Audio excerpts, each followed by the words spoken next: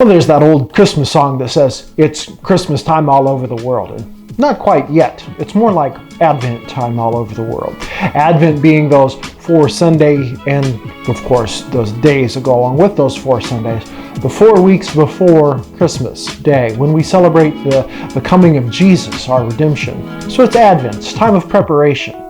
Now, speaking of this time, this waiting time, have you ever wondered how Jesus is God's Son? Hi, I'm Aaron. Welcome to Unapologetics.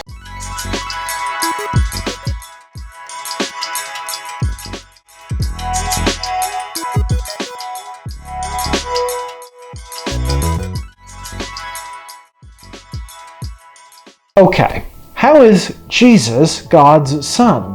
Now, we often get into a lot of trouble with this because we have that whole idea of the Trinity, Father, Son, and Spirit, and if they were always and forever, and how can Jesus be God the Father's Son if He's always been forever?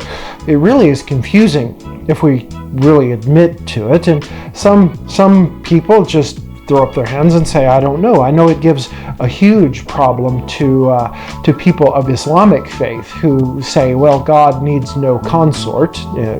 That's in the Quran, that God needs no consort, so how could Jesus be God's Son? And they deny it. But we Christians, we say, yes, Jesus is God's Son.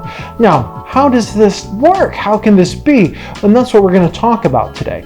The first thing we have to realize, though, is that Jesus is God, a very God. That's a Christian profession of faith. Jesus is God. Always has been, always will be. Jesus is not created. Jesus is from the beginning. Okay? In the beginning was the Word, and the Word was God, and the Word was with God. John chapter 1. So Jesus is God. Important to remember that. Now, the second thing is, what does it mean to be a son? Now, in my mind, probably in yours too, a son is a child of a father and a mother. Makes sense. And so we get hung up in that style of thinking when we go back to the biblical narrative and try to see how Jesus is God's son. How can this be? Did Jesus and Mary? No, that's just creepy weird, right? No, that didn't happen at all. So what? Oh, by the way, Mary was a virgin, right? So we know that didn't happen either. So how can this be? There must be something we're missing, and that's where it comes in. Let me point your attention to the book of Exodus, where God brings in His first great move of covenant faithfulness, He brings the people of Israel, the Hebrews, out of slavery in Egypt.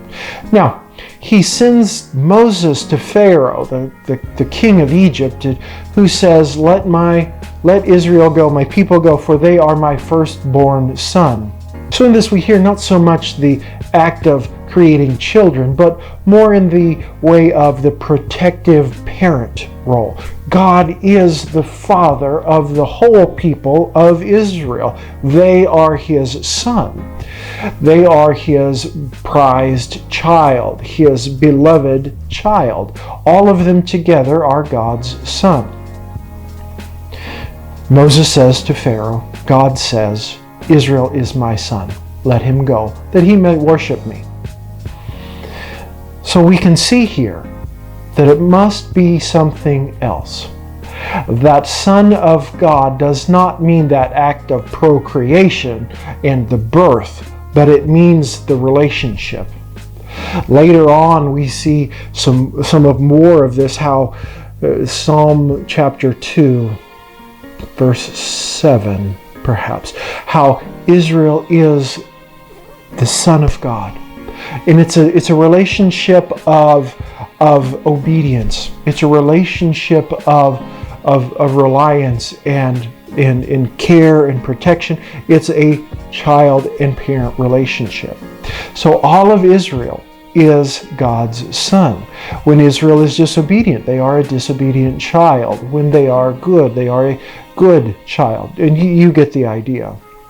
So being a son of God isn't so much about procreation and birth. It's more about relationship and obedience. Now that's important.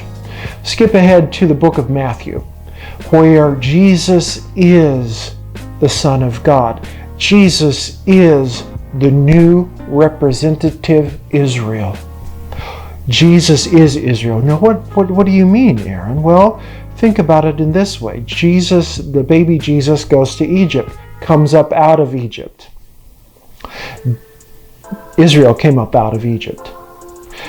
Israel wandered for 40 years in the wilderness. Jesus went and fasted in the wilderness for 40 days and 40 nights. You see how this works. Israel came through the Jordan River to the Promised Land. Jesus gets baptized in the Jordan River to begin his ministry. Jesus is this representative new Israel in the book of Matthew. In Israel, there are 12 tribes of God's people.